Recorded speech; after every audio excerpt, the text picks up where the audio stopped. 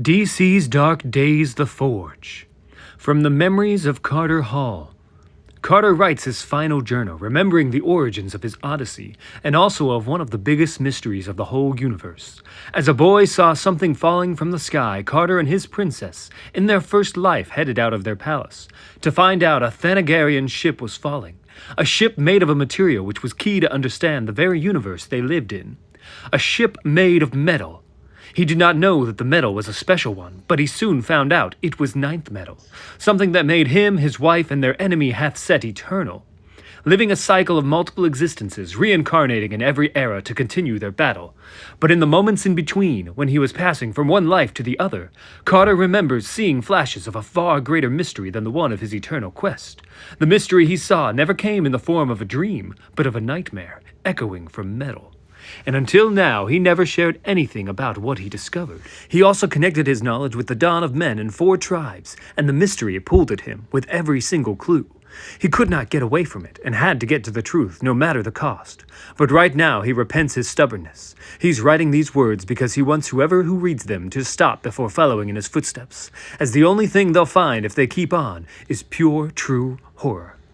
But it seems someone has decided to follow in Carter's footsteps after all. A Wayne Enterprises dark side is in trouble. A volcano is erupting and will destroy the structure. Its director, Dr. Madison, is registering a last message, telling that there's something not working in the Earth's core, a bizarre behavior caused by some of the metal inside it.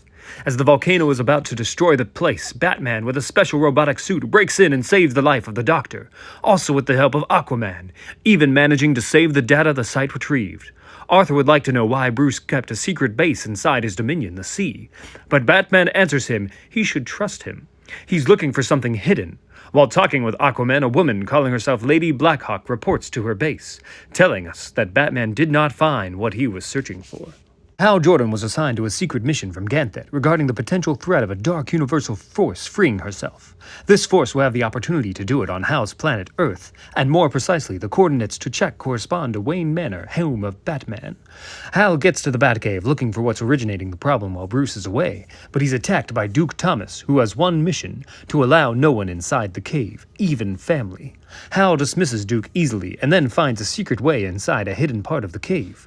As Hal steps inside this secret cave, his ring starts having malfunctions. Someone talks to him and Duke, telling them what this is all about. It started with a metal, electrum, that was inside a tooth of a talon. This metal was able to bring the assassins of the Court of Owls back from death, but it was impossible. There was no alloy of gold and silver able to do anything like that. Of course, Batman investigated and pulled the thread he found. He created a Black Ops team to investigate about a mysterious material composing electrum, a team called the Outsiders, and he found out that this material is part of many great artifacts of power on Earth. Once he did this, he also found out that this material was in another metal, who involved him closely as well, Dionysium. And not only Batman discovered it, but the man talking did too.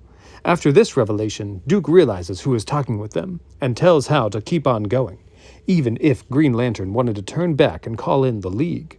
The man who is talking is an imprisoned Joker, and he tells them that everything is just a big joke, and all of them, including him, Duke and Hal, are just another couple of pieces in Batman's puzzle. A mortal man is letting a man see footage of a woman called Elaine Thomas. She was a normal person before the Joker made her one of his victims, exposing her to his toxins and making her a maniac. Elaine's son, Duke, is now under Batman's wing, and the Dark Knight made a prison for his mother inside the Batcave.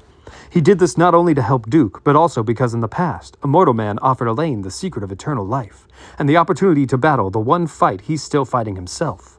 Batman wants to know the Council of Immortals' secrets, but Elaine will never share what she knows with him.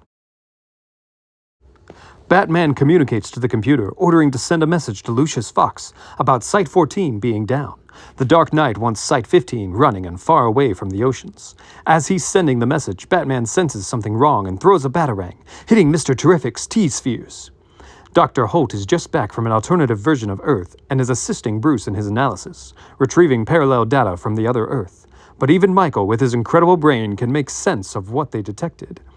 It's like a random phenomena, like a compass spinning wildly out of control.